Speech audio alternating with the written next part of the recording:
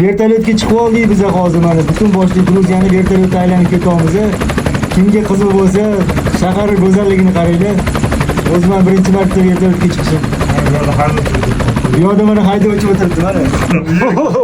Voy, kanatga ekani bu. $10 ga Gruziyada mana shunaqa joyga chiqqan bo'larmidinglar? Hozir videoni davomida ko'rasizlar, qanaqa tepalikdamiz va narx-navolar bilan tanishtirib o'taman.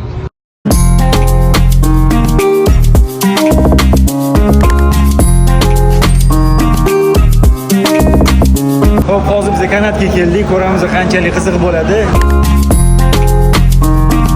Xo'p, bu shahardan tog'gacha chiqib ketar ekan. Davomiyligi 15 minutda tepaga olib chiqar ekan. Yana qaytib olib tushib ham qo'yadi. Shaharni ko'rishingiz mumkin mana.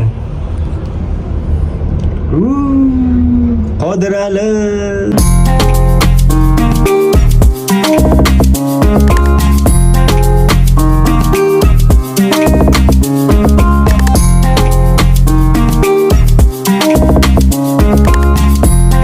Mazza bo'ldi.